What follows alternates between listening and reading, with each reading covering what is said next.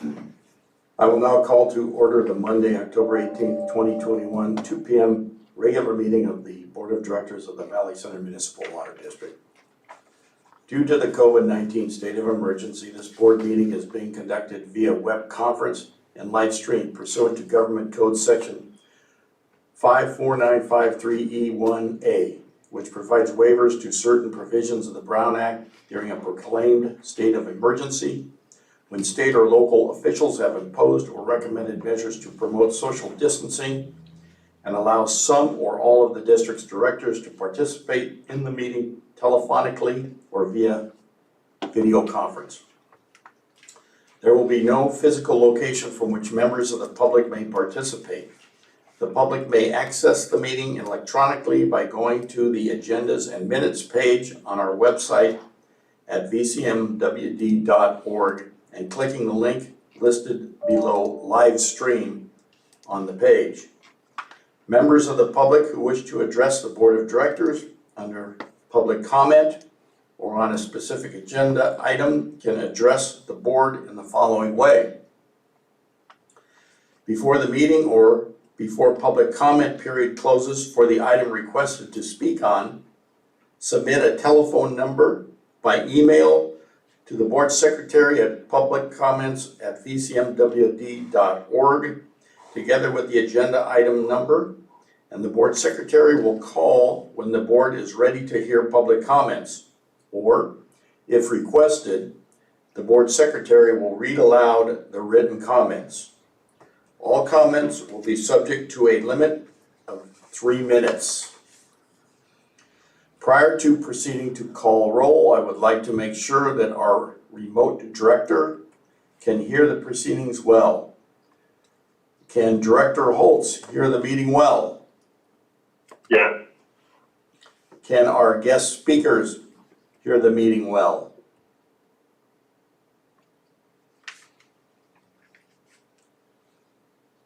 That would be Adam Bauer Adam Bauer and Brad Coffey. and Brad Coffey.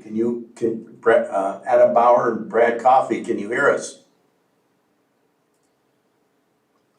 Yes, sir. One of two? Adam Bauer can hear. Okay, that good? Brad was on, so. Brad was on, okay, very good. Let's see, directors, present and remote, please mute your lines, microphones when not speaking to reduce noise interference during the meeting. We can now proceed with roll call. Kirsten, please call the roll. Thank you. Director Smith? Here. Thank you. Director Holtz?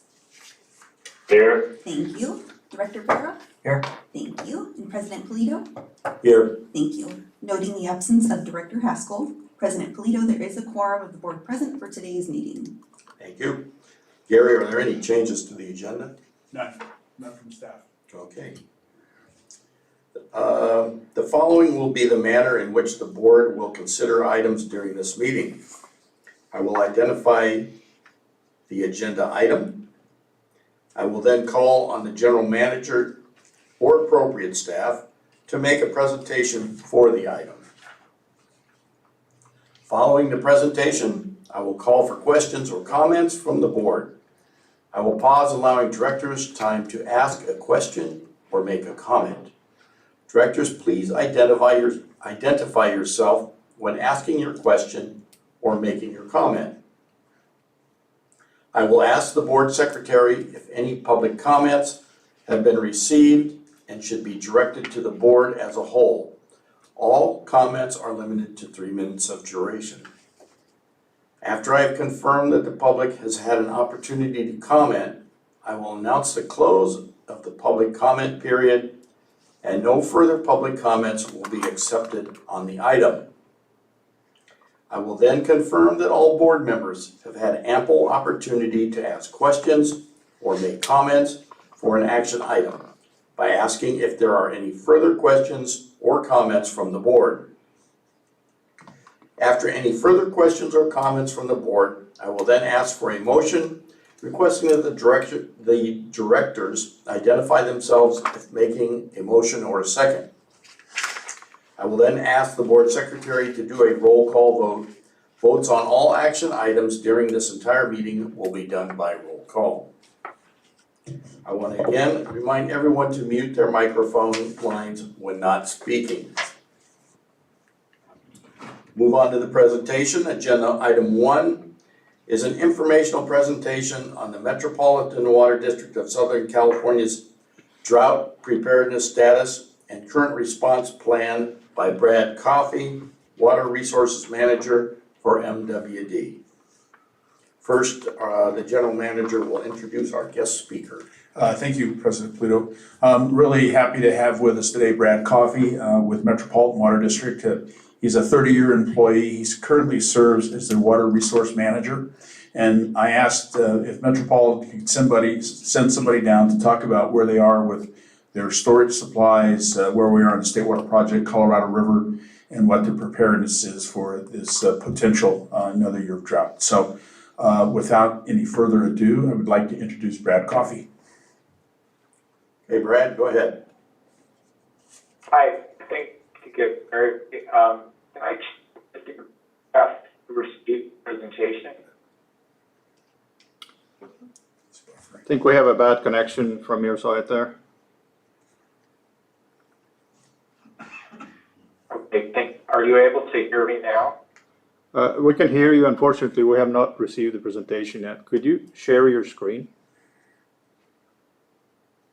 Yes, I can share my screen. I was just having some internet problems, so maybe this will work.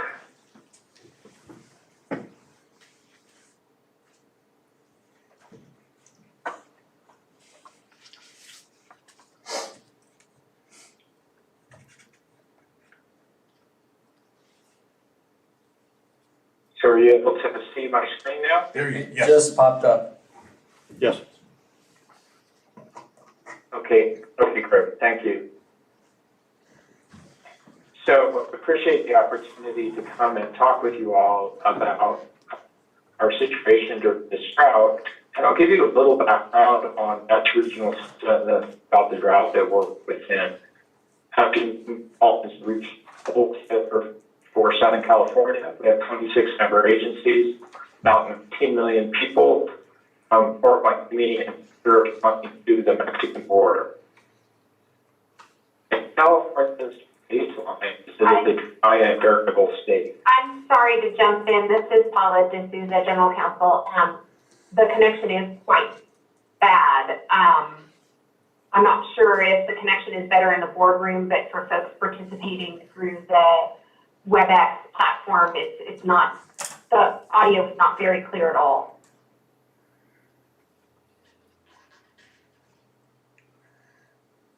Brad, do you want Let me see if,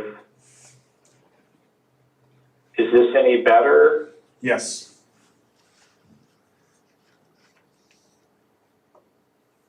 Okay, so let's hope this works a little better. Sorry about that.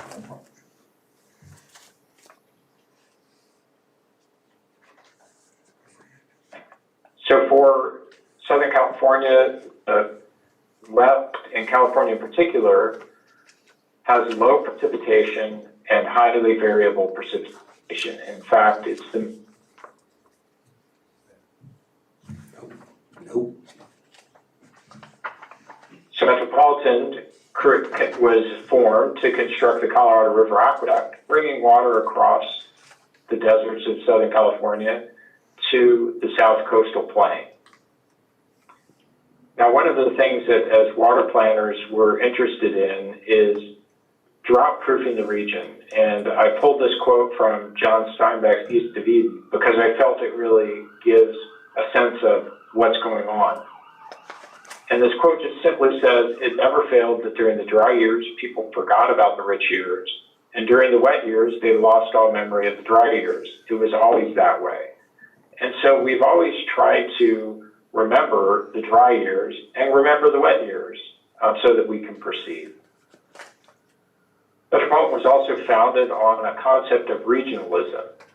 That is, a quote from Al Whitsett said, whatever is done should be done for the benefit of the whole, and whatever is done for the benefit of the whole should be shared by all the parties.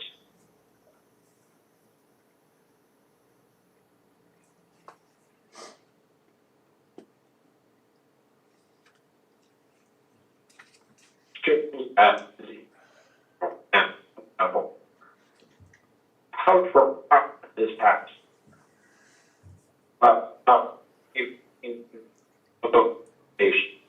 Brad, you're breaking up really. And work. Sorry, where is it? I try.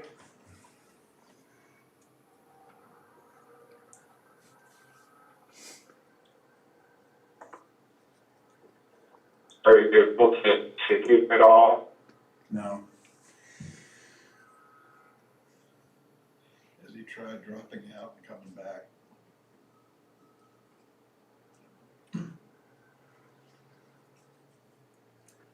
He's completely offline right now. Okay.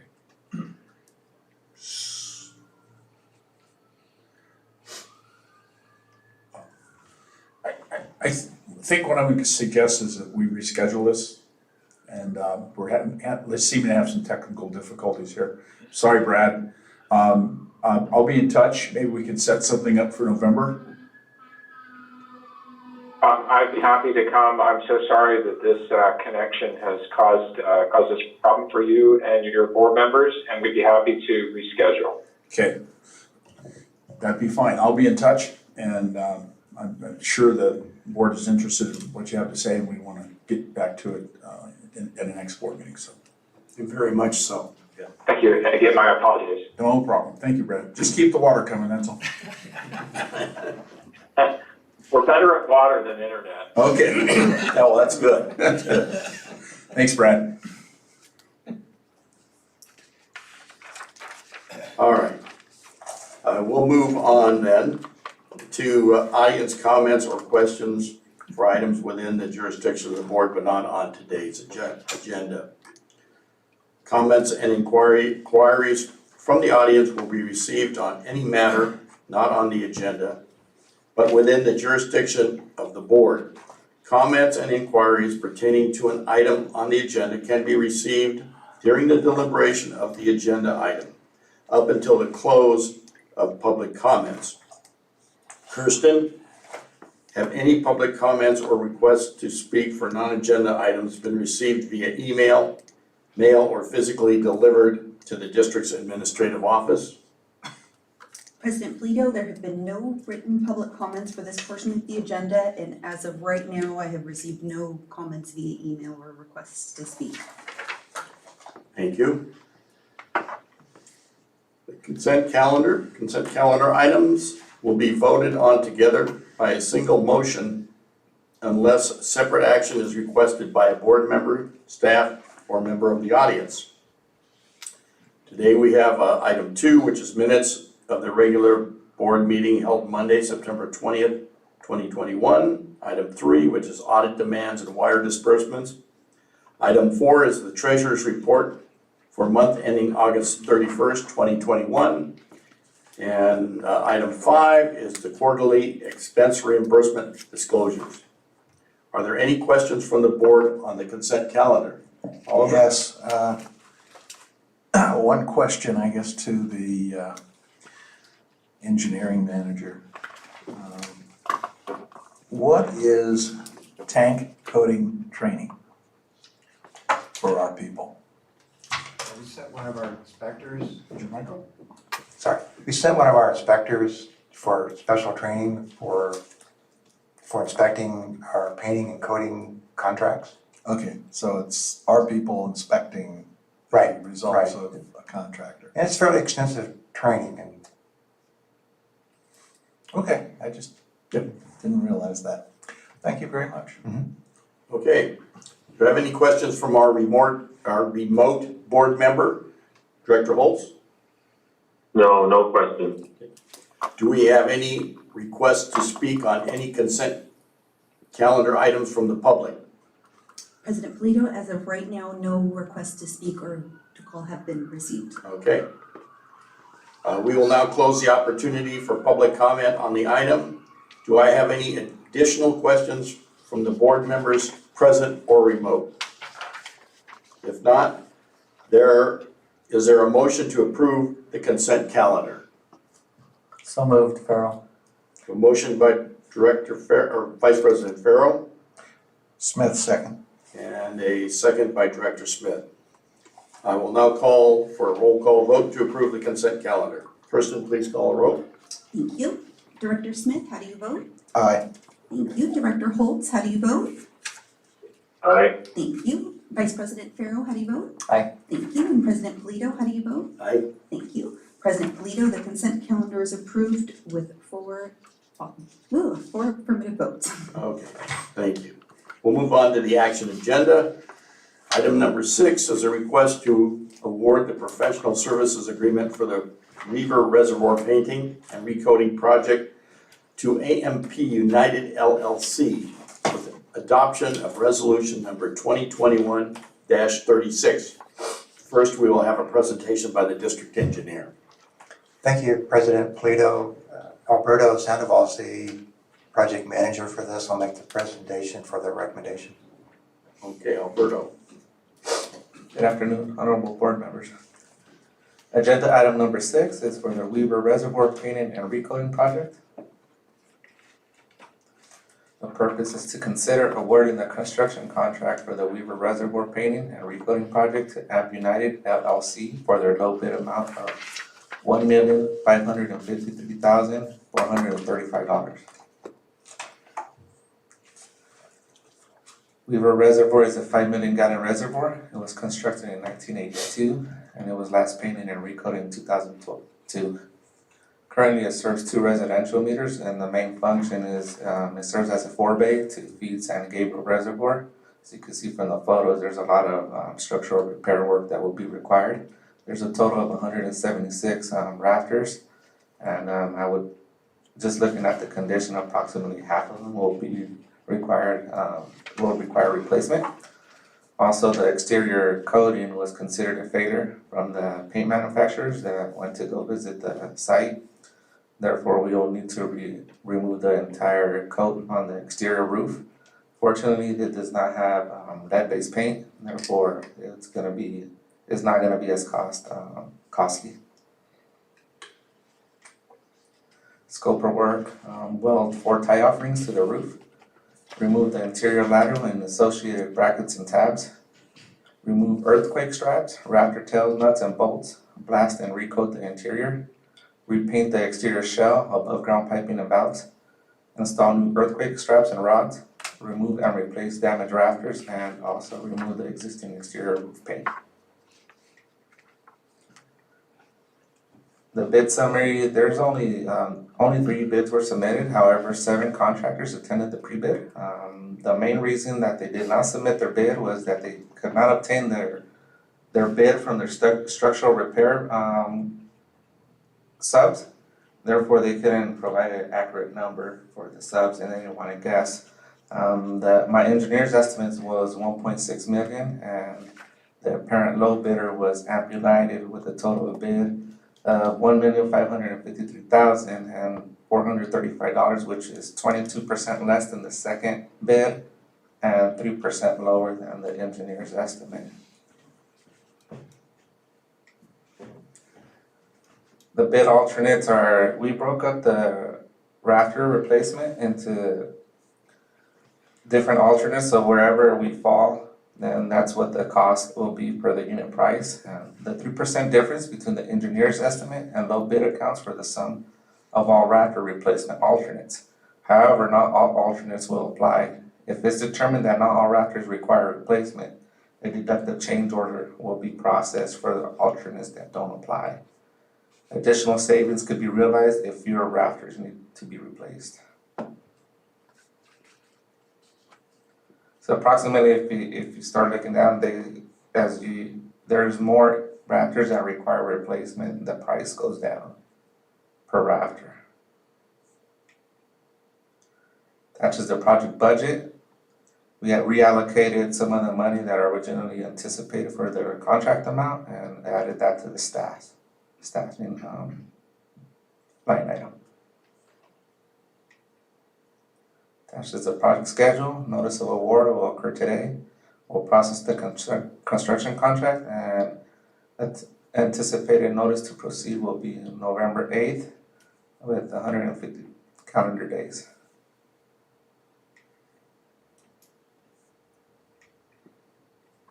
Any questions? Any questions from the board? Yes, Solomon. Question, why do we replace the earthquake straps? Because those also go bad after a while, the nuts. And the rafters are going this way, and when they remove the rafters, they're attached to the rafters. So some of the old reservoirs are welded onto the side. Therefore, when you remove the rafters, you need to replace the rafter rods, and that's what keeps the reservoir from also shifting. Okay, thank you. Is the outside just like paint blasted or sand blasted, and do you have to collect, do you still have, because it's not lead based, do you still have to collect the whatever comes off the tank? Well, in this one, it's typically we just power wash it, but in this scenario, since the roof paint was considered a failure, not a good candidate for a overpaint to add more paint to it. What they'll do, they'll go on the roof with a machine that's like a sander that when you sand hardwood floors, and that already comes in with a filter to prevent the dust from reaching the air. So it's like a big belt sander or something? Correct. Little collect, and it just has to be used on the rusted areas? The entire roof. Oh, the entire roof. Correct. Fortunately, this one, it was built in 1982, therefore we didn't have to deal with the lead-based paint. Is 150 days fairly typical on a reservoir this size, or is Yeah. it taking a little longer? It's typical based on the amount of structural repair that's required. This has about 176 rafters, therefore, looking at the condition, a lot of the work will be required to remove the rafters and also. So more the rafter work than it is the actual paint? Correct.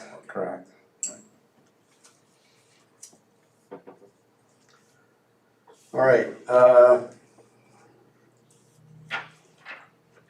there any, let's see, get back here, are there any requests to, our Director Holtz, do you have any questions?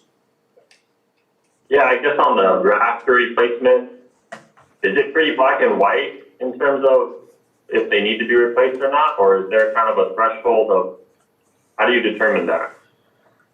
Prior to the inspection, what they'll do a blast of the interior coating and around the rafters, and depending on the condition, our inspector will determine whether the rafters will require replacement, which ones are in good condition, which are in bad condition. You mentioned our inspectors are trained, so that was one of our inspectors was in training to be certified to look at the coating and also the structural repair items. Our senior inspector is also, he's the one that's already trained, so we leave that up to him, and he comes to me and I determine which range we're at for the cost. So it basically a visual inspection is there's nothing, you don't structurally test any? No, it's a visual Total inspection. visual. Yeah, they'll start flying out after the inspection, after the blast. All right. And this, it said on there that it supplies two residential meters? Correct. So that won't be an issue to, Yeah, they'll just highlight okay, to those 2 meters. alright. All right, if there are no further questions from the board, are there any questions to speak on this item from the public? Thank you, President Plato. As of right now, I've received no emails requesting to speak and have received no comments prior to requesting. We'll now close the opportunity for the public to comment on the item. Do I have any additional questions from the board members present or remote? Yes, where is San Gabriel Reservoir? It's off of Cooser. It's right next door to me.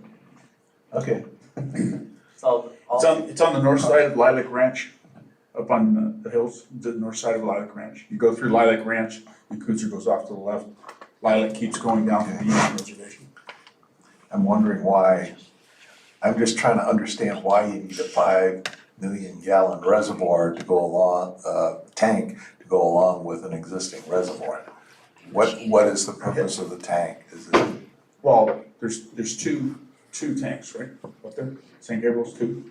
correct? Okay, so the district needed a second tank. That's a very heavy agricultural area, Okay. very high demand. It's one of our high demand areas.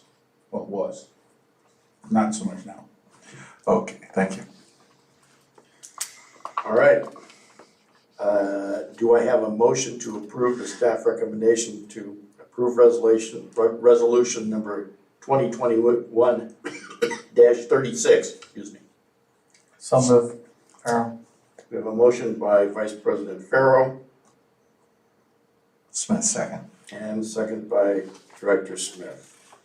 I'll now call for a roll call vote to approve resolution number 2021-36. Kirsten, please call the roll. Thank you. Director Smith, how do you vote? Aye. Thank you. Director Holtz, how do you vote?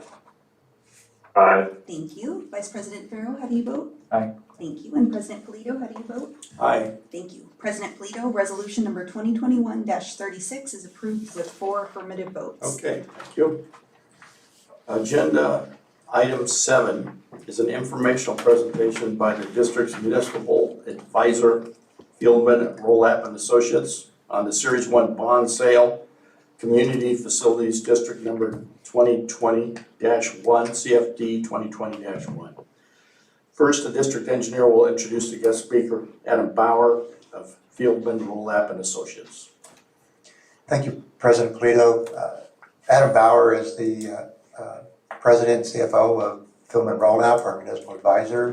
He and his team are managing the future bond sale for the Community Facilities District for the Park Circle project. And he's going to give a brief introduction as to what all that entails for us as far as selling bonds. So with that, I'll turn it over to Adam for his presentation. Great, thank you. And once again, my name is Adam Bauer of Philman Rollap Associates. We also have Nora O'Brien, who serves as the district bond counsel for Best and Krieger, and Scott Koppel from Koppel and Goober, who serves as the special tax administrator. So you have a variety of team members, and it does take quite a team to move something like this forward, available for any questions. So on that first page really gets to what we're here to talk about, and that is CFD number 2020-1, and we're looking at issuing our first series of bonds from that. And to just give a little bit of history on what CFDs are, CFDs, they can levy something called a special tax to finance facilities and services. Generally, bonds are issued to fund improvements. Essentially what happens here is there's a special tax levied on a property, and the bonds are the upfront payment that then get repaid from the special taxes over time. This one and a lot of other CFDs are set up so that you can have what we call pay-as-you-go, meaning that if there's additional revenue that's not needed to support the bonds, and they're generally structured to have some coverage, so you generally have this, but that is available for pay-as-you-go facilities. And they're a little bit different than assessment districts. Here you oftentimes don't have a lot of development in place when you're initially formed. So next slide, please. The board took action to form the CFD in May of 2020. At that point in time, there was an authorized amount of $20 million, and we're looking at issuing a first series in 2021 and a second series in 2026 to get up to about that $20 million. And then as the plan either changes or doesn't change, we can come back and bring some updates to you. For example, 2026 is quite some time away, and development along the way is going to impact when that series of bonds would be needed. So there very well could be adjustments as we continue to refine the plan. And generally give you some updates on what's expected to be built there. One day, there is expected to be 634 units there. Right now, there are 193 building permits that are issued. There's 123 that were sold to individual homeowners as of September 15th. And then 27 of those were actually closed. That means they're homeowner in those, or at least they have a certificate of occupancy. And then they have clearance to pull up to 232 permits. So next slide, please. So this is the general description of the project, if you will. To the far right there, so to the east, Valley Center Road, and that runs up along Zone 3. That little rectangle in the middle towards the north there is Valley Center Park. And then to the south is Davalia Road. And there's going to be a kind of a Google Maps to give you more perspective on this in the next page. So here you go. If you overlay that drawing on this, you can kind of get a general sense of where this project is. So there's been a lot of development, and then the next slide really shows you what it looks like recently with some recent pictures. And so you can see there's quite a bit of homes. When you think about the home closings, you can see some of them there. It's where you have some homes that look like are well occupied at this point, while a lot of others are still being built. Next slide, please. So this will probably look at a lot of numbers, so I'm going to break it down. If you go to the far left, top there, where it says sources and uses, we have about 4.8 million in par, about $700,000 in premium, which generates proceeds of 5.5 million. And then below that, most importantly, what we're trying to do is generate a project fund of 4,778,000. If you drop down a bit more, when we sell these types of bonds, investors require that we have a reserve fund in place. And that's what that $299,000 for. That's that reserve fund set aside. There's also a lot of professionals involved. I listed 3 of them when I started my presentation today, if you include our firm. And that comes up to that $300,000 estimate. But then there's also an underwriter that buys the bonds from the CFD and resells them to investors, and that's the underwriter's discount there. These are all estimates at this point, but we have several parties under contract, and we'll be pretty close on those numbers. To the far right there is a debt service, and you can see how that goes over time. You can see there's some principal payments that begin 24, 25. The reason why they don't begin right away is that we have other items that pay-go that I mentioned. We're trying to set some of that aside for some of the planning costs.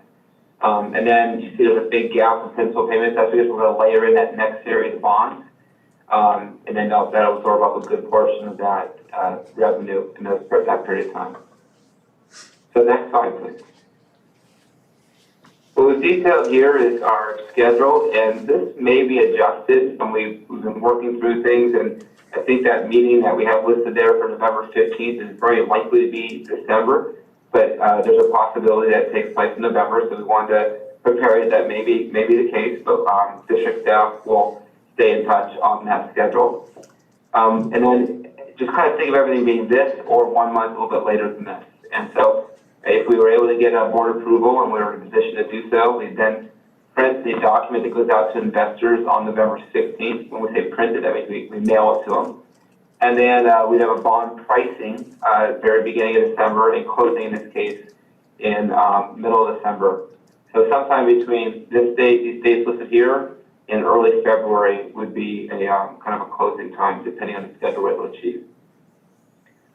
So those are all the slides that our team prepared for you to be briefed this afternoon.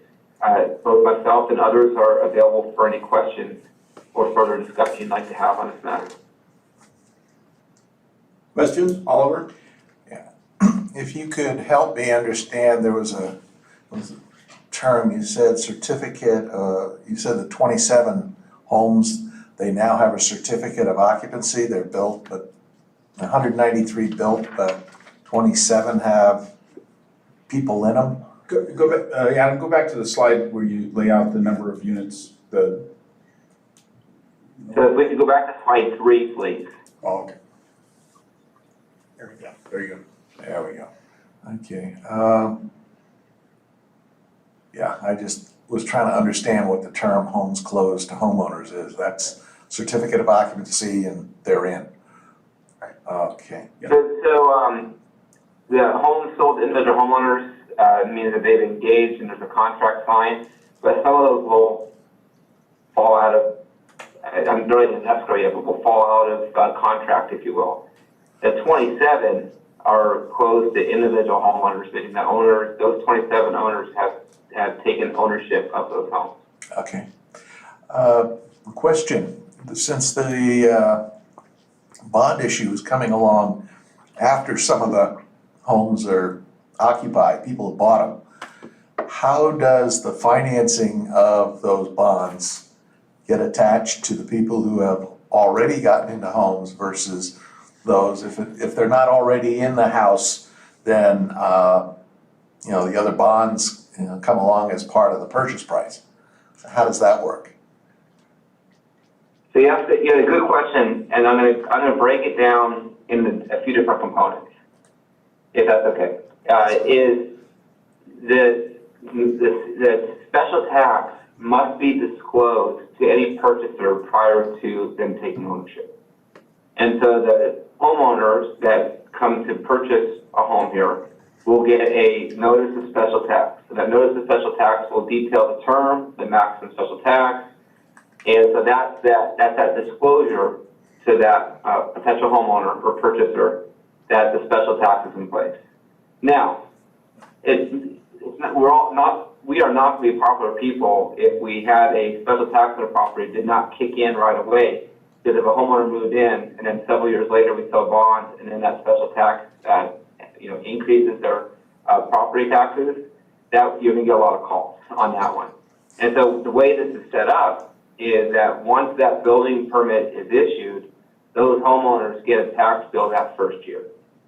In addition to that, in this one, we're trying to generate some money for those planning type things. And so even some of the undeveloped property has a special tax on the tax bill already. So all the parcels within this CFD are already receiving a tax bill, and homeowners are disclosed their special tax obligation prior to them closing on a home purchase. Now, when we talk about timing of selling bonds, you generally want development before you sell homes or before you sell bonds, because we want to be able to show a diversity and a proven track record with that project. Now, not all projects are done this way. Some are sold before there were any homeowners in the project. But it's generally a good thing if you're able to have some homeowners and some building permit activity, and we'll likely be able to achieve a lower interest rate because investors can look up and say they see the track record and they see the momentum with this project. And so it's very typical that you have some homeowners before you actually sell bonds in this. But in most cases, that does not impact their tax bill. The special tax is set up so that they are receiving a tax bill from the first time they receive a property tax bill. The CFD should be an item listed on that tax bill. It's been designed that way. Okay. How do you know what the tax is ahead of time? Because you don't know what the bonds are going to sell for. I'll give a high level, but there's a gentleman on the call that can step in if we want to get into some real detail on it. But there's a document called Rate and Method of Apportionment. And that rate and method of apportionment is about 15 pages, and it describes how the special tax is going to be levied. And so for a developed unit of a certain square footage, there is a special tax assigned to that. For an undeveloped land acreage, there's a special tax assigned to that. And that document is what dictates how the amount of special tax that will be levied. And how is that linked to the money that is obtained when you sell the bonds? You've got to balance everything out, right? Oh yeah. So that document, it dictates how this is all going to be levied. Then there's the development data that is married up to that document to say, here's the revenue stream that can be generated from this property. That revenue stream is then used to sell the bonds.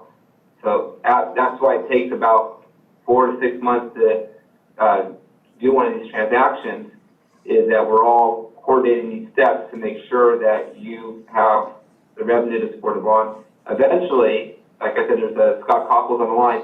His company will sign a certificate that says that there's sufficient revenue to repay the bonds with information that they have available to them. Okay, thank you. When is this tax, just curious, when is this tax disclosed to the prospective buyer? Is it initially when, is it done by the real estate? Do the real estate people do that? Or- It might be best if I let Nora O'Brien from Best Best and Krieger get into the details on that. She serves as a district bond counsel. Okay.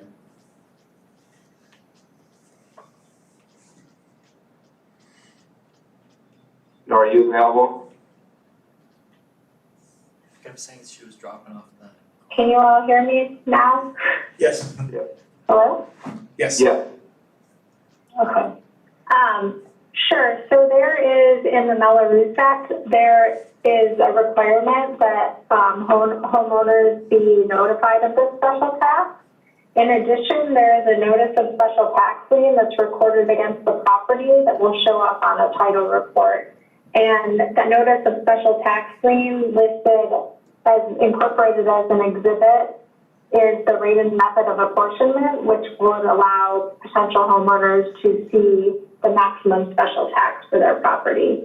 And then under the Mello-Roos Act, there's a requirement for, I believe it would, in this case, the merchant builders would notify the buyers.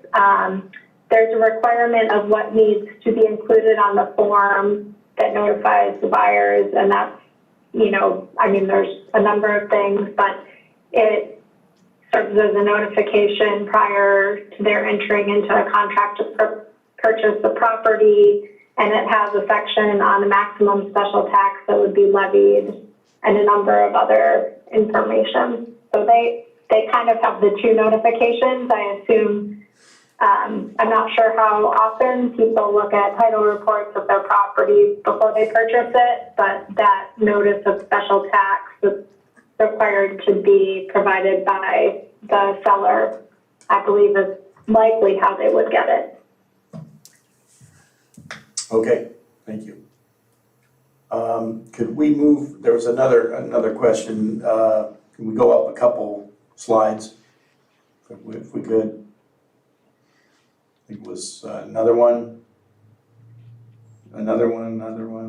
there.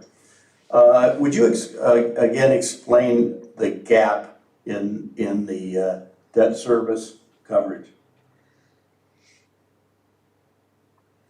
So investors, just like what I described before, there's a debt service reserve fund. So investors recognize that there's some risks to investing in CFDs. You have a small group of homes, in this case about 600. And so one of the things that, in addition, they've acquired besides the debt service reserve fund is that the revenue is 10% greater than the debt service and the admin cost it costs the admin every year. So there's usually a 10% cushion between the total debt service and the actual revenue that can be levied on that property. It's typically referred to as 110% coverage. And that's for CFDs, what the investment community has required. And so in this case, what we have is you have the money for the debt service and admin, and anything above that, after any delinquencies are paid for, is that money then flows to the district for pay-as-you-go facilities related to this CFD. Okay, thank you. Are there any questions from our remote board member for our guest speaker? No, doing good, thank you. Okay. Are there any requests from the public to speak on this item? President Polito, as of right now, I've received no requests to speak and no written public comments have been received prior to today. All right, and any more questions from our board members here? All right, if not, we'll now close the opportunity for public comment on the item. I have an addition, let's see, no more additional questions. Well, this is just an informational item and no action is required, okay. We'll move on, thank you very much. Thank you. Okay. Agenda item 8 is an informational report on the COVID-19 financial impact report for September 2021. First, we'll have a report by the Director of Finance. Good afternoon. Again, we're here to do our monthly update of the financial impacts of COVID-19 on the district.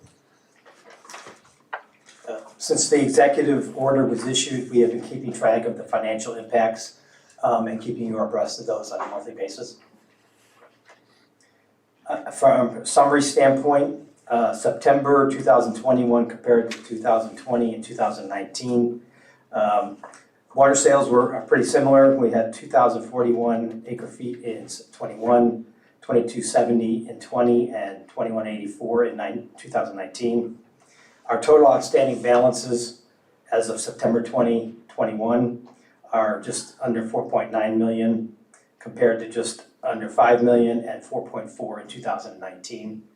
Total number of accounts affected by, included in that value is 7722 for 21, 7557 for 20, and 6897 for 2019. More significant value is our total balances over 30 days. We have 603,000 in 2021 compared to 400,000 last year and 265,000 in 2019. That percentage is 12.4% in 2021, 8% in 20, and 6% in 2019. Our total number of accounts that are greater than 30 days is 957 currently compared to 780 in last year and 755 in 2019.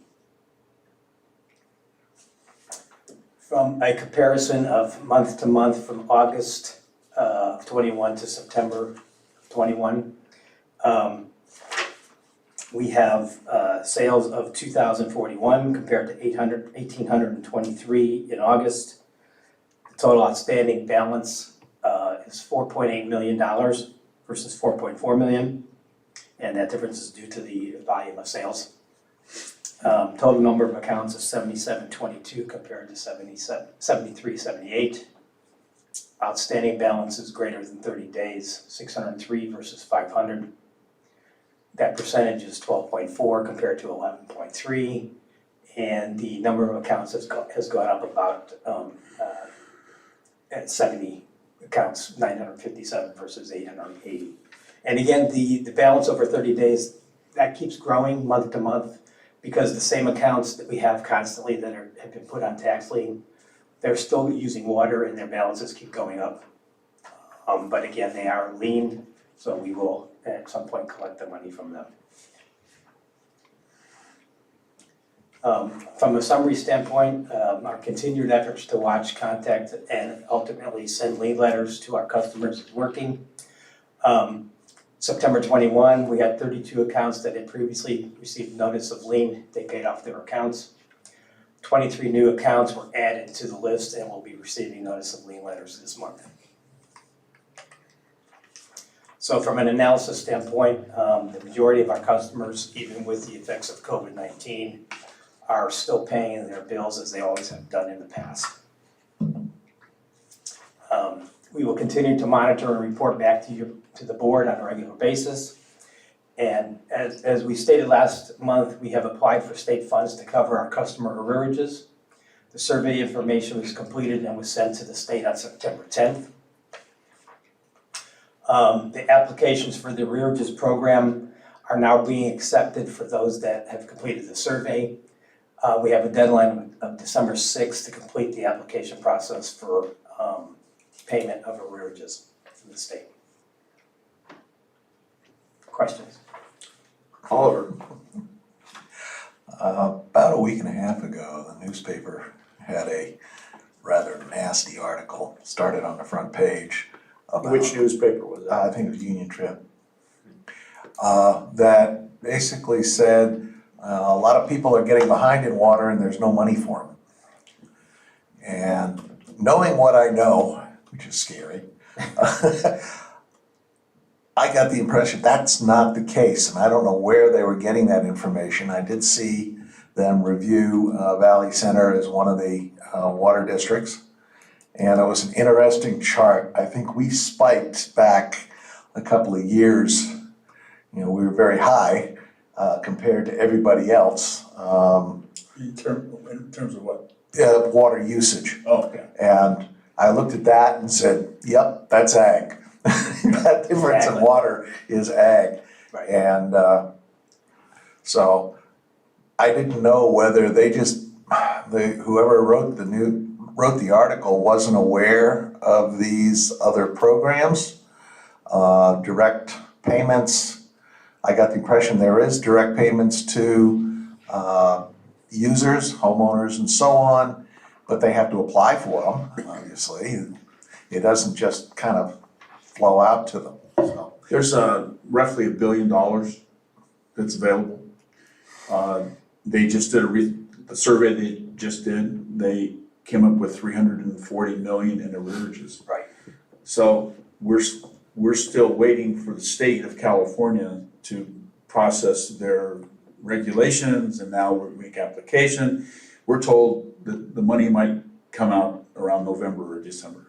Okay. So there is money, it's just that the state of California has it, and Right. they're taking their time to get it to us. So Well, that was the same thing that happened with the renter's money, you know. Right. No one could process it and Yeah. it just kept going and Yeah.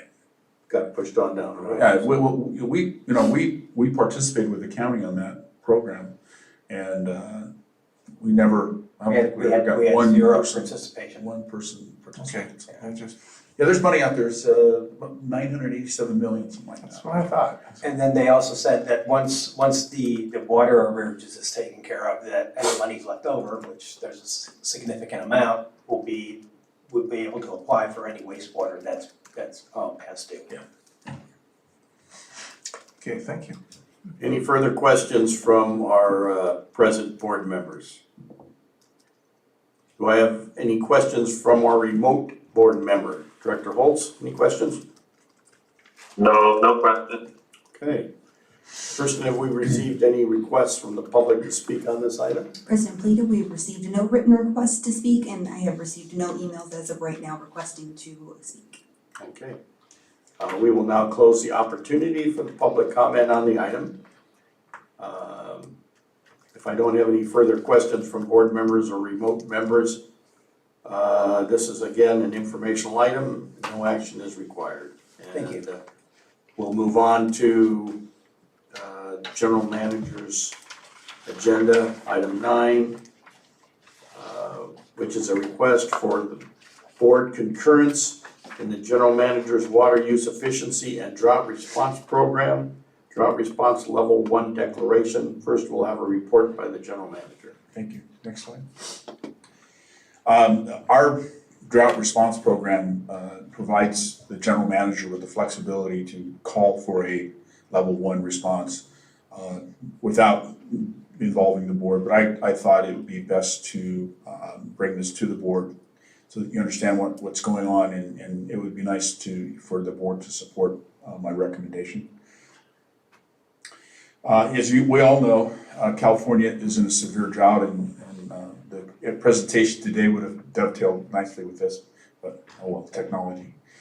There's 50 counties that have drought emergency declarations by the governor, and 6 of the 8 counties that don't are in the Metropolitan Water District service area and have access to multiple supplies and dryer storage, which Mr. Coffey was going to talk about.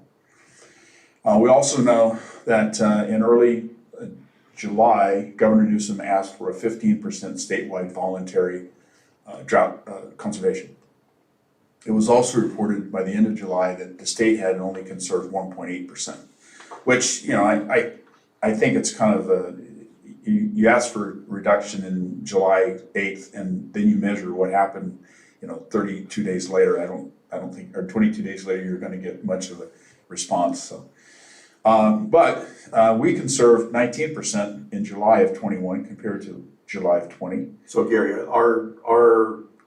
that 1.8% is all the districts State combined? of California. All the states, Entire so state. we're included, Yeah, well, our 19% right. is included in there. Right. There's some people below, obviously. Some people didn't Didn't serve at all. And for July, August, and September of 21, we're down 17.6 compared to 20. So I'm not sure what's happening, but we haven't really pushed conservation that hard. We run some ads once in a while, but our customers are doing a great job. Next slide.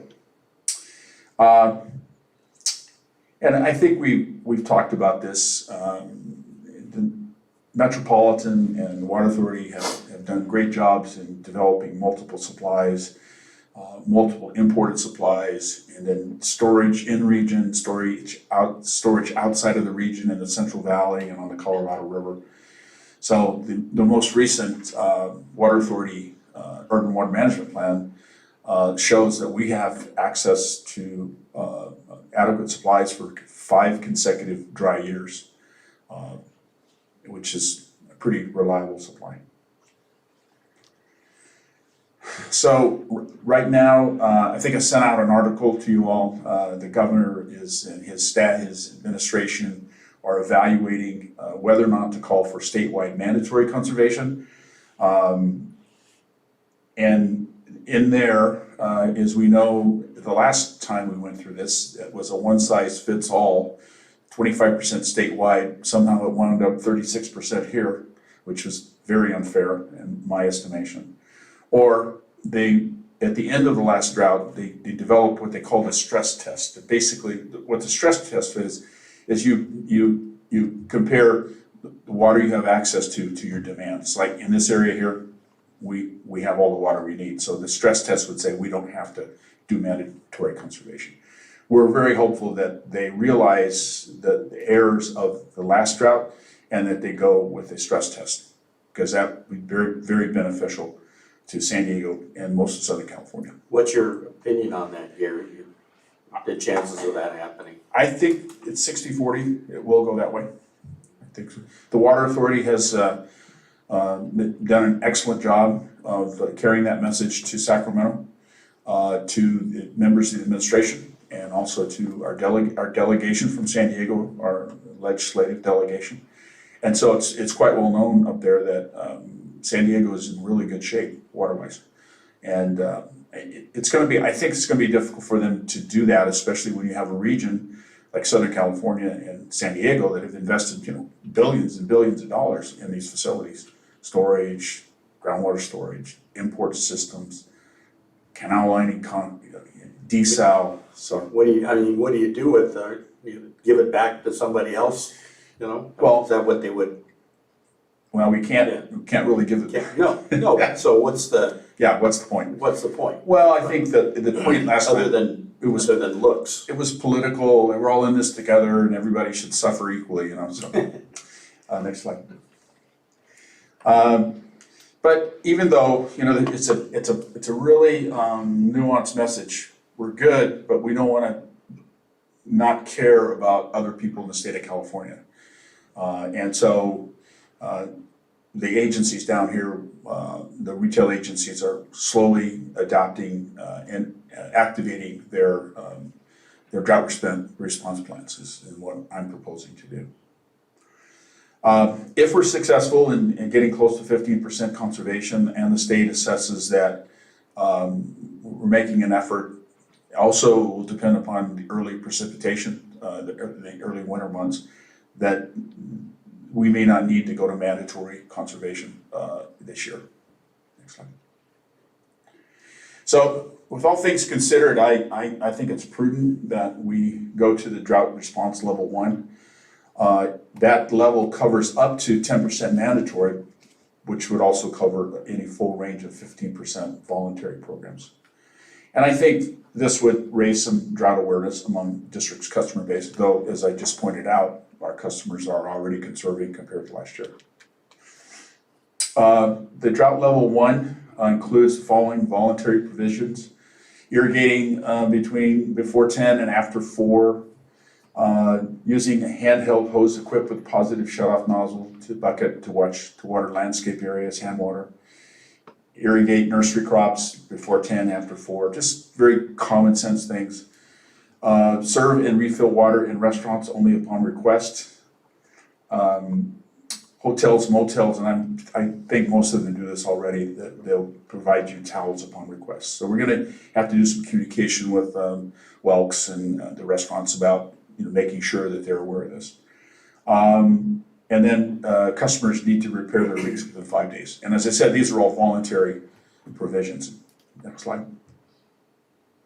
All of the provisions in level 1 are voluntary at this time, but could become mandatory up to 10% if we needed to go there. So if we had an edict to mandatory cut 10%, then those things would become mandatory. And then also if we had to go to a drought level 2, which takes us up to 20% conservation, then those would be mandatory in addition to other provisions. But at all times, there are a number of water race prevention provisions in place at any time during all response levels. Even if you're not activated your drought management program, these waste provisions are in place. Not hosing off sidewalks, driveways, and hardscapes, not watering lawns in a manner that causes runoff or watering within 48 hours after measurable precipitation, using only recirculated water to operate ornamental fountains, not washing vehicles with hoses not equipped with a shut-off nozzle, and not irrigating ornamental turf on public street medians. I don't think we have one of those in Valley Center. We don't have ornamental grass. So those are always in force, and so the level 1 provisions are in addition to those. So Who waters the median that runs down Valley Center Road? I think they're under contract with the county, perhaps, I don't know. It was my understanding that the county would maintain purple pipe irrigation to that for, I believe, 5 years. 5 to 6 years, and then the county would cut it off. And after that, it would be they figure Be unirrigated. the turf or the bushes or whatever would be sufficiently Rooted. to not require that. I'm not sure that that's necessarily valid in this environment. Yeah, you see them replace them all the time, and they Yeah. die and then they come in. Well, a lot of them, they die, some of them, the car runs over us. On the way to hitting our fire hydrants. Yeah, there you go. So next slide, please. The conservation messaging will be put more emphasis on achieving 15%, and then probably it's going to be along the lines of congratulations, you guys are doing a great job. You're at 15%. As drought awareness expands, we always receive phone calls from people informing on their neighbors. And we've already done a few of those. We sent a really nice letter. Hey, just want to let you know, there's been some runoff off your lawn. Check your clocks. Go on our website. So we'll do some of that. And so not much will change in terms of what we're actually doing. We've kind of kicked up our advertising, our advertising in the Roadrunner and things like that. And on our website and things like that. So with all that said, I think we should go to the drought response level 1. Get some information out there about that. And if the board, if you don't want to take a vote, just nod your head. You concur with what we're doing, and that's fine. I don't think we need a formal action, but I think I would like that the board is concurring with going to level 1. And Any questions? Oliver? Okay, a couple of minor ones. Just out of curiosity, what does it actually save if restaurants don't provide you water on your table? I mean, that one to me seems like something that's designed to irritate people and has no impact no realizable impact. Quite honestly, that goes back into the 76, 77 drought. When the first time we had to deal with drought, it's some of these things, put a tank in their toilet, you know,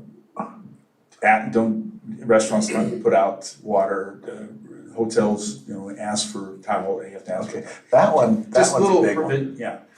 Yeah, the hotels doing, you know, laundry and stuff like that, that's a lot of water usage. But I notice in most restaurants I go, they ask you for water first. They ask you, do you want water? So it's kind of ingrained. And if you go to a hotel, they, you know, hey, we're green, use your towels over and over again, and you know, save the environment. How much does it save? I don't really know. I just know that Southern California is using half the water it did 20 years ago, Right. and has a lot more people. Well, the tank in your toilet is now called a low flow toilet. Yeah, the 1.3 Yeah. toilet, so you have to flush twice.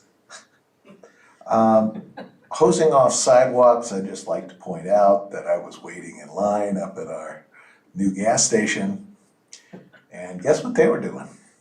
That's an Indian reservation. That's what I a thought. sovereign nation. And they were washing everything down in between all the pumps. Yeah.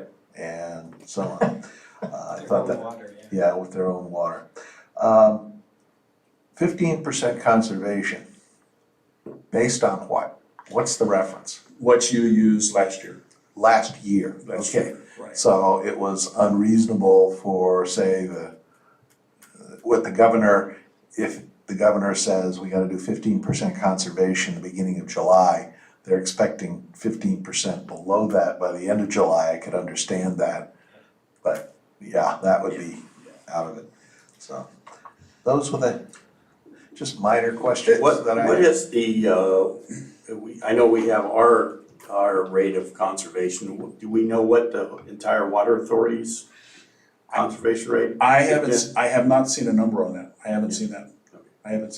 But I'm sure it's coming. But I also have pointed out that our usage level now is still 36% below what it was in 2013.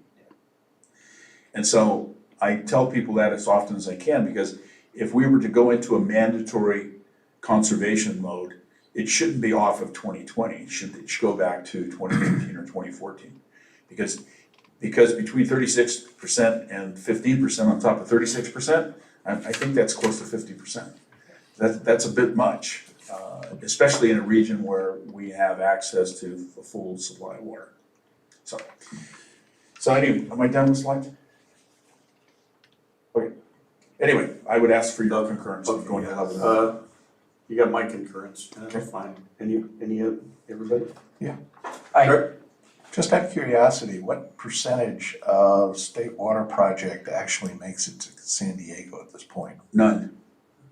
So they can cut us back to 100% and it wouldn't hurt. Yeah, the state water project is at 5%, and all the state water project water that Metropolitan gets goes to the west side of their system.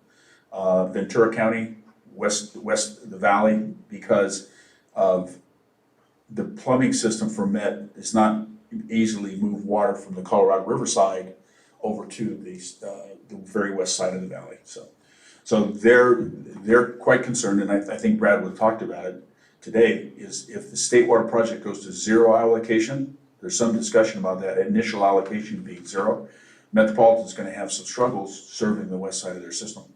And they probably will have to do something with the city of Los Angeles, exchange water and things like that, so, yeah. But as far as Colorado River goes, we're in good shape out there right now. You drive through, when you drive up 99, you see all the water in the aqueducts up there. That's a state water project water, right? Right. So most of that it gets used before it gets to Tehachapi's, is that correct? Well, the water you see in the aqueduct stays in the aqueduct. You don't want the aqueduct to go dry. These are the open. Yeah, you want water in the aqueduct to keep it down. It could come up. Oh, really? Okay. Well, It's the matter. I mean, they just keep it full and Yeah, it doesn't go anywhere. It's no, it does, but very slowly. Really? Yeah, sure. Oh. Yeah. Okay, so when they say 0% allocation, they're just keeping the aqueduct full so that it doesn't. Exactly, Okay, exactly. great. All right, Director Holtz, you have any questions? No questions, I concur. Okay, Thank thank you. you very much. I'll tell everybody it was your idea. All right. Agenda item 10 is a report on the San Diego County Water Authority's board meeting of August 26, 2021, and we'll have a report by our general manager. I just, you have the summary sheet, a lot of business items, that the Water Authority adopted, nothing too amazing to worry about, so. Question, Yeah. the closed session item. It said the board approved the general manager agreeing to the following condition: if there's federal money available to pay for the potential project. Nowhere in there do they say what this potential project is. I'd love to tell you, but it's a closed session item. I can't disclose the closed session item. Okay, Paula, can you help me understand what has to be reported out of closed session? Yes, reportable action that may be taken in closed session is required to be reportable.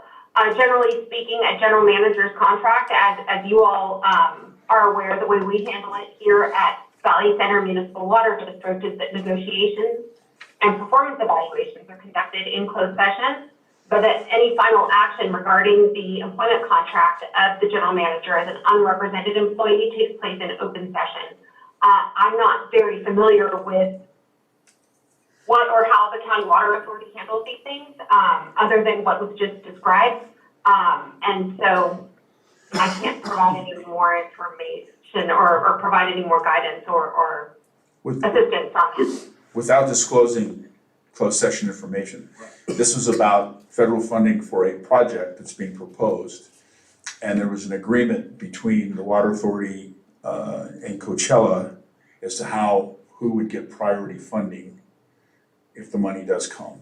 So other than that, I gathered from the Indian Water Authority being mentioned in there that it was something to do with that. yes, and there's a priority in there, so. Okay, thank you.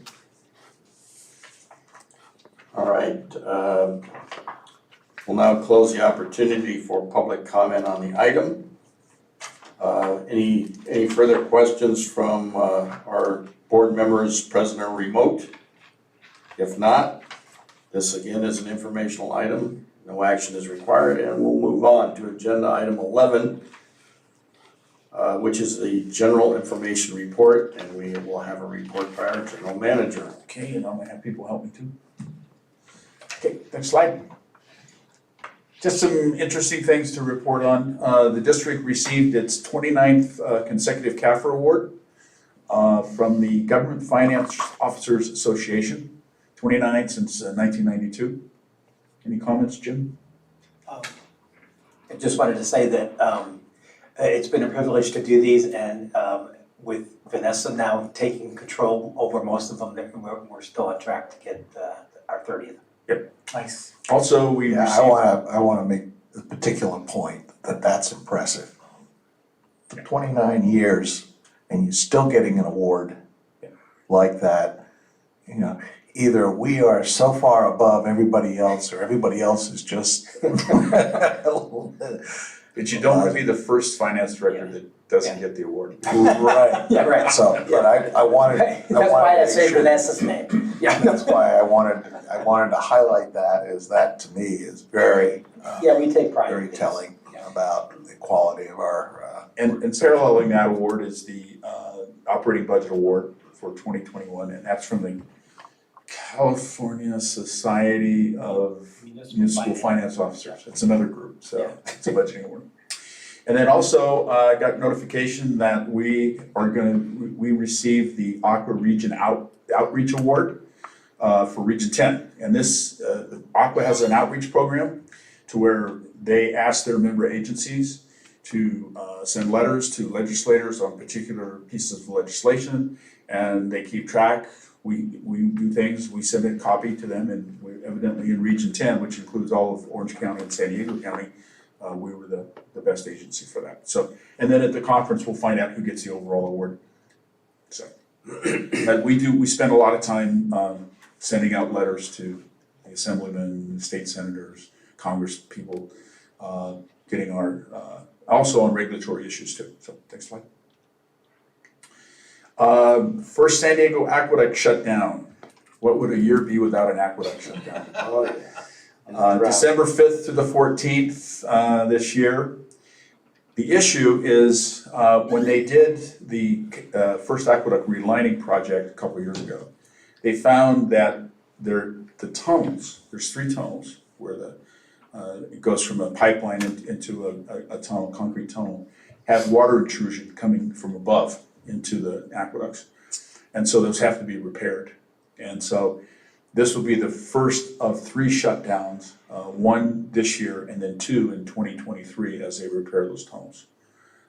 Brian, you have some details on how we're gonna handle the first one? Yeah, so just like the past shutdowns that we've done, we'll send out notices to our ag and large accounts, mainly the 1.5 to 3 inch meters. First notices will go out the first week in November, and then those will be mailed out and then email as well. And the second notice goes out 1 week prior to the shutdown, and those will be email and phone calls. So yeah, same as we've always done. We've had success with the prior ones, so it's kind of business as usual for that.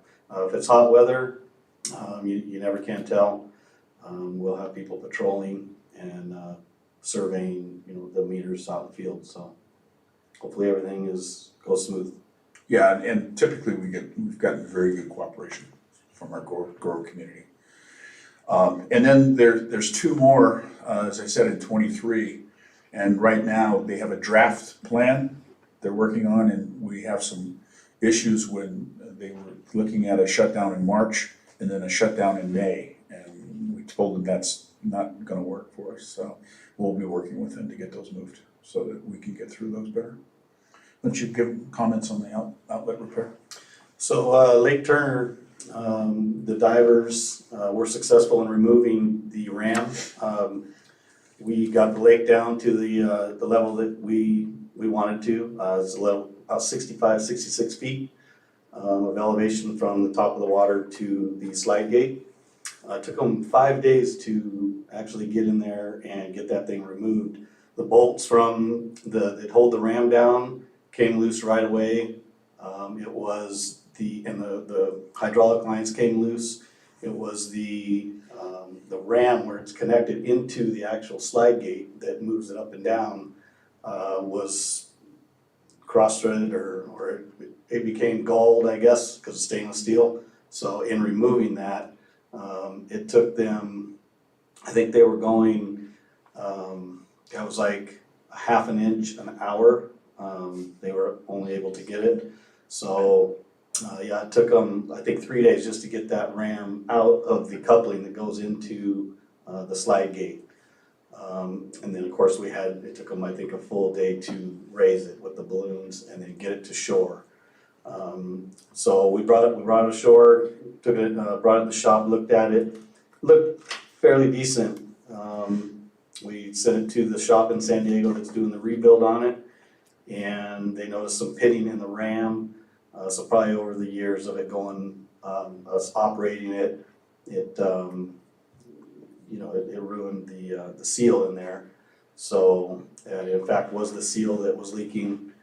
So they'll rebuild that, re-chrome the ram, and then put a new coating on it. So that's about 2 weeks out. We took it in the end of last week. So 2 weeks for that.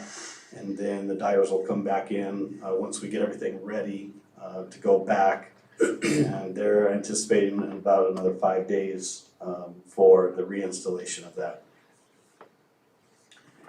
Hopefully we're back on track. And they work in three-man teams, a half an hour at a time? There's 5 divers. One is like an emergency diver, So they have, I think there's 4 divers and they can go down, it's pretty close to an hour. It's like 55 minutes, 56 minutes for each diver.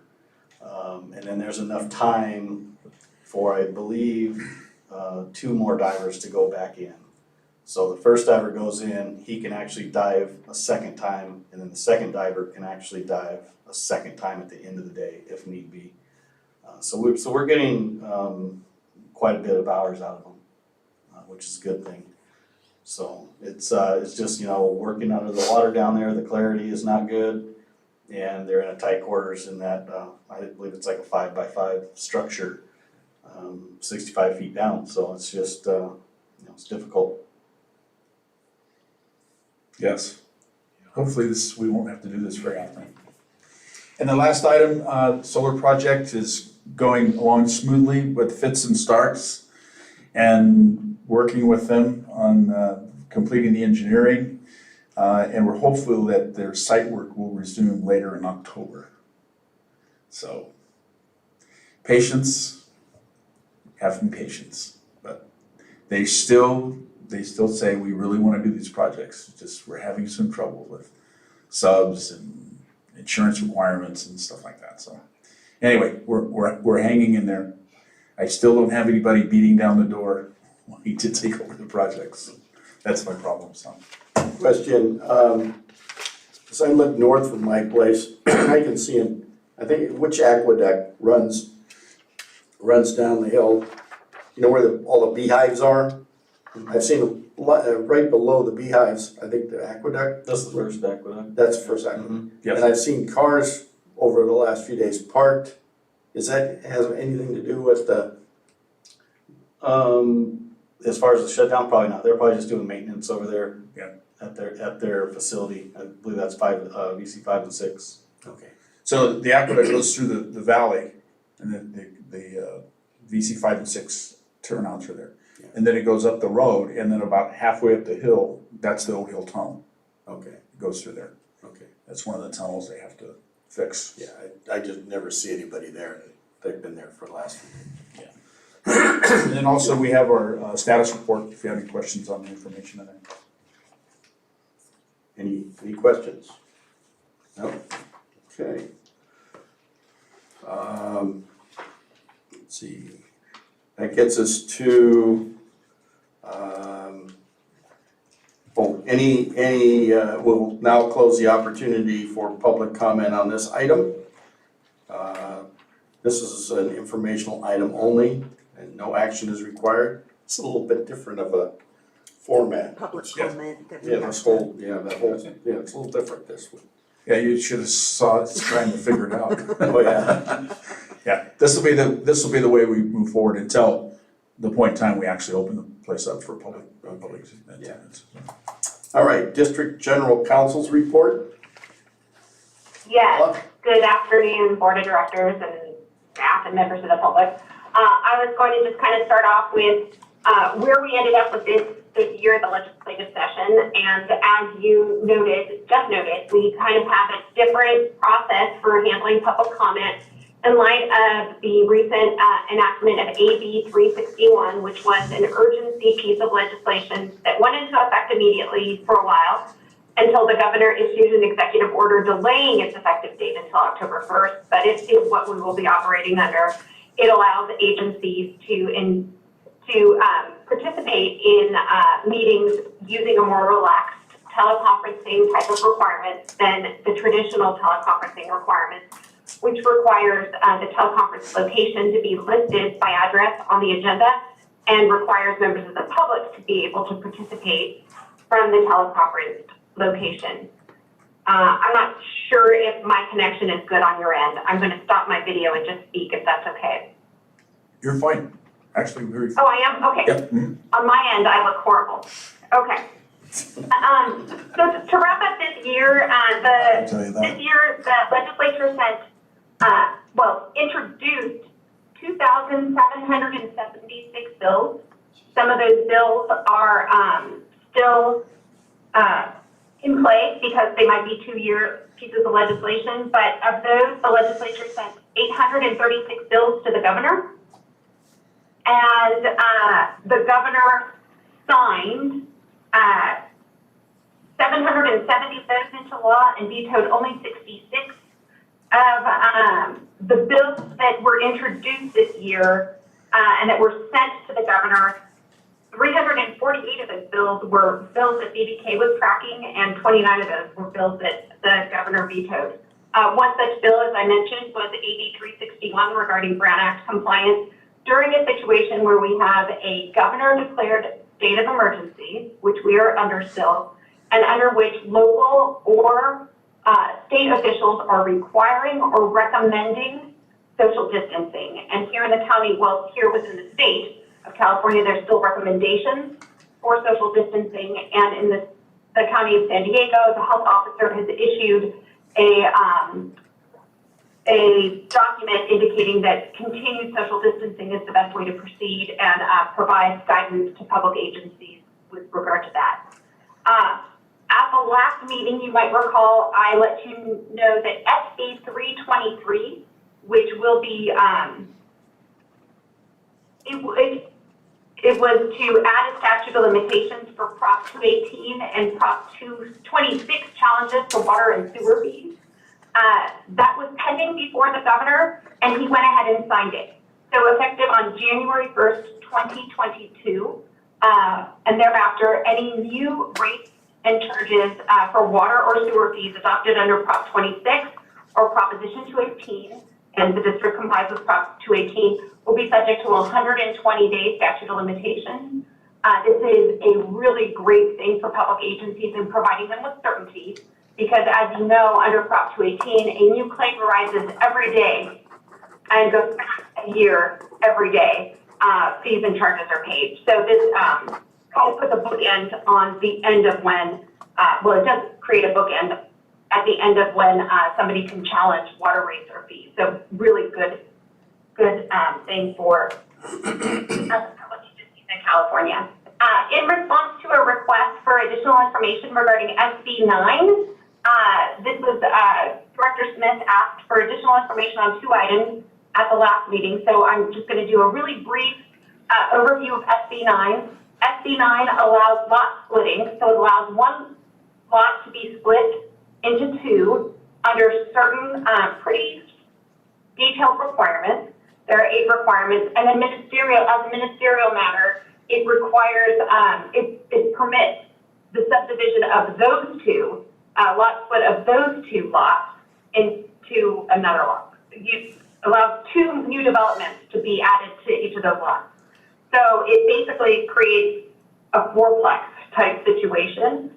The good thing when it comes to water agencies and sewering agencies in California is, unlike some of the previous bills that dealt with ADUs and accessory dwelling units, the district still would apply its normal capacity fees, meter fees, etc. And there were certain restrictions that are imposed on local agencies when it comes to ADUs.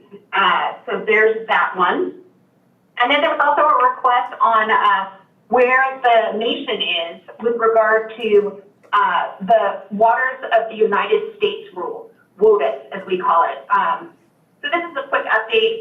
In early September, a court in Arizona invalidated the Trump administration's definition of the term navigable waters of the United States and reinstated a rule that was in place before the Obama administration, which was essentially a 1987 regulatory definition modified by 2 Supreme Court decisions and a 2008 EPA guidance document. I will go over what that definition is right now, and you'll see what the differences are. So now what we're going to be operating under is that waters of the United States will encompass ephemeral streams, which the 2020 rule under the Trump administration had removed. This is a significant change for the arid west, where a majority of the water features are ephemeral. Agencies will apply Justice Kennedy's significant nexus test to determine on a fact-specific basis whether wetlands and tributaries are waters of the United States. The 2020 rule has limited jurisdiction for wetlands to those with direct surface water connection to a water of the United States.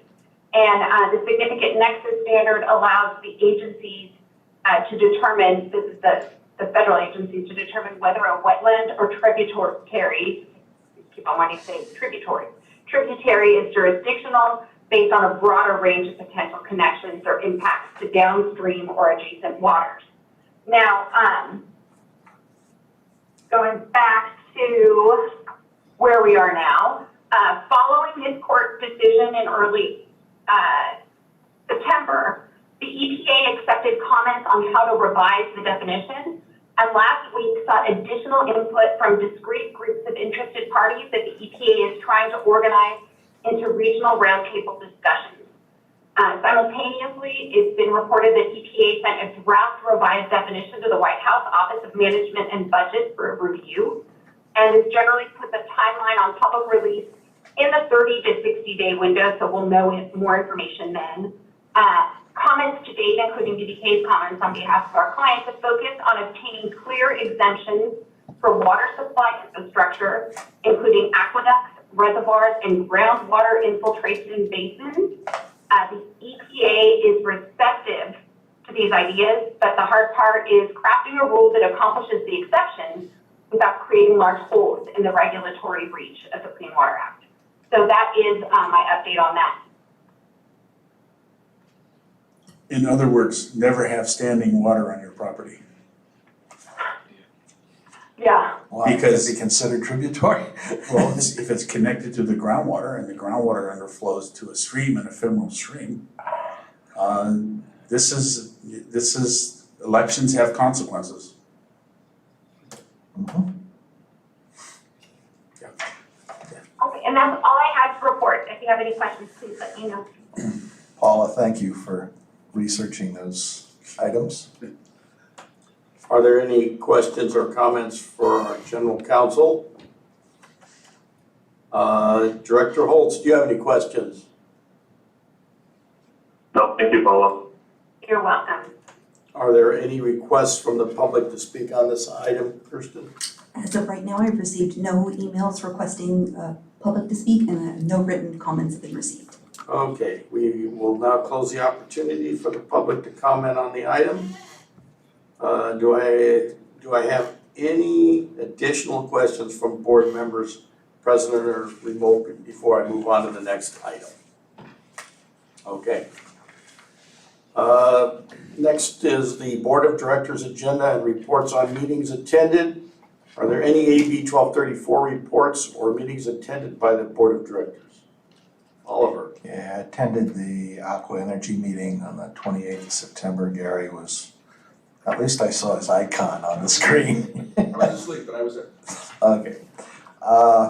Couple of notes. There's more staff in those meetings than there are members.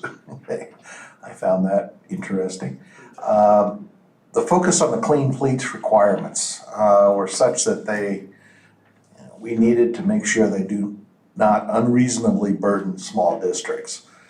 In particular, there may not be zero emission vehicles that meet the water agency needs on the timeline the rule would require. They won't make them, or they may be way too expensive at the time. The other one is the scope of emergency vehicles should be broadened to include the specialized vehicles water agencies use in emergencies. And again, the emergency vehicles are outside the purview of zero emissions. The other point that was made that I thought was very well made is there's a major concern that we're over-focused on demand, making sure that the vehicles are all there, as opposed to supply. And one of the points that was made was the PSPS process focuses on hardening systems, not increasing their capacity. So we'll have systems that won't burn the world down, but when you have all these electric vehicles and other electric items, the load on the electric system is going to be significantly higher than it is now. And what are you doing about it? And the general consensus is nobody's doing a whole lot of anything right now.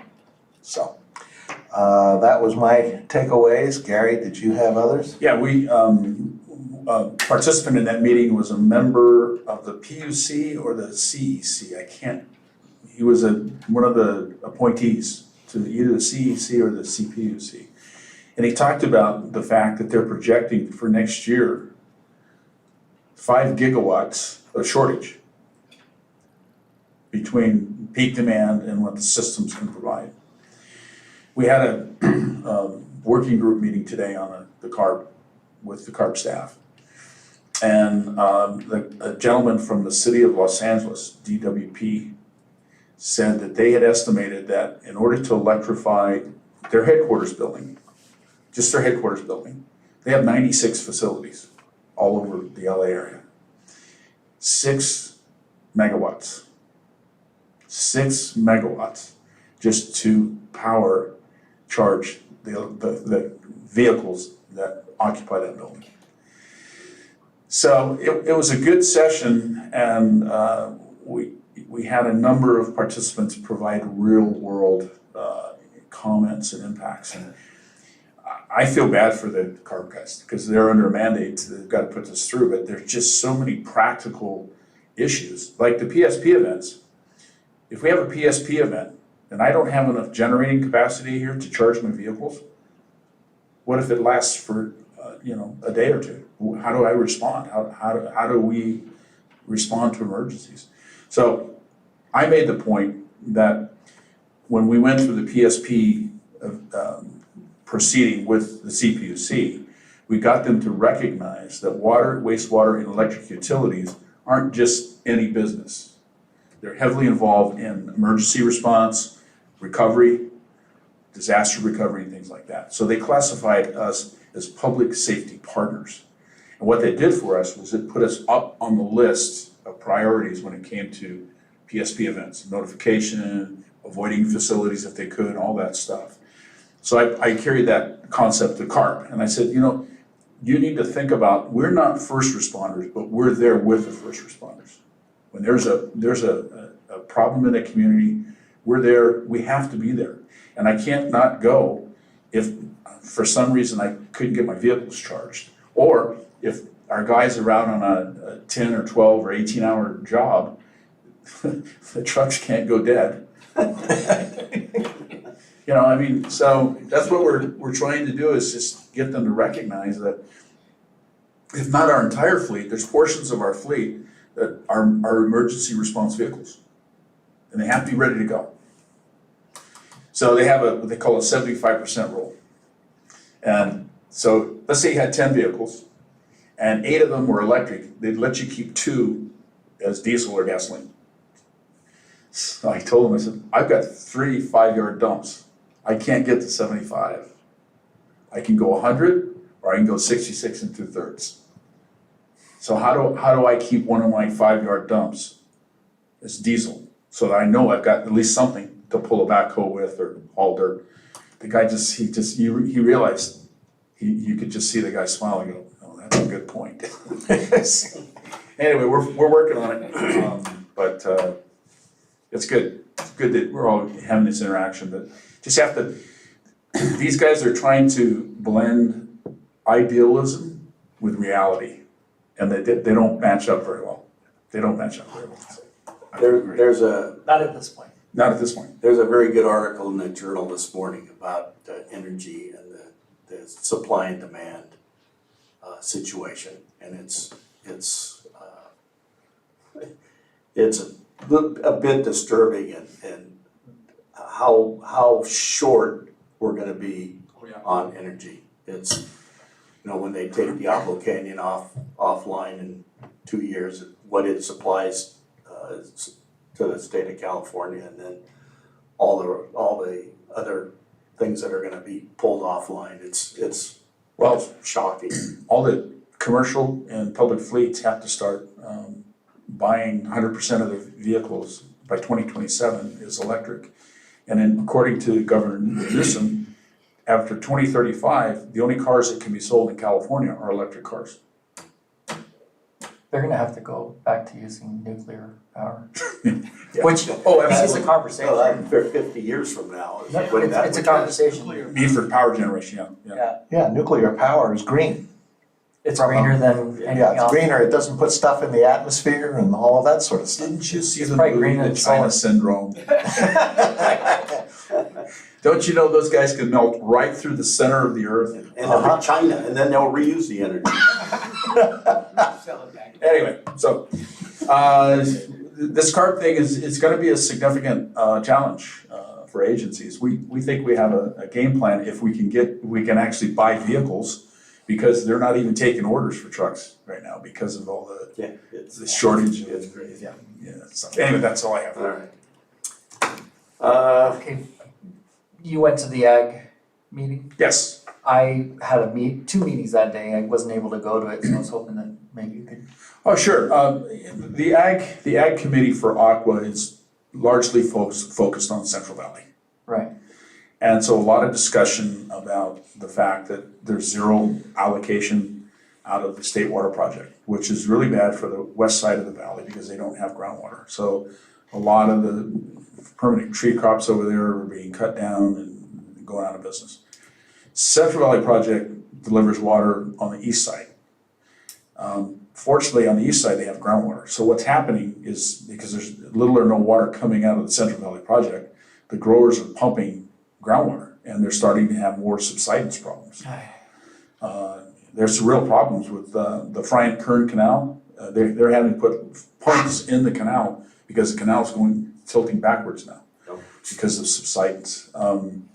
So there was just a lot of discussion about you can't just keep conserving. You can't just expect agriculture to keep using less water. We need some more water. We need some more water. And so a lot of discussion about that. And then updates on the GSA, the Groundwater Sustainability Act and the GSPs and things like that. So it was a good meeting, a really good meeting, but they're focused on Central Valley challenges. And it's a very challenging year for those guys. They have it a lot worse than we do right now. Yes, you do. Okay. Closed sessions, there are no closed sessions for today's meeting. So that moves us on to the adjournment. Do I have a motion to adjourn? Smith, so moved. And a motion by Director Smith, Second, second by Vice President Farrell. Please, Kirsten, call the roll. Thank you, Director Smith. Aye. Thank you, Director Holtz. Aye. Thank you, Vice President Farrow. Aye. And President Polito. Aye. Thank you, President Polito. Adjournment passes with 4 affirmative votes. Meeting is adjourned at 3:42.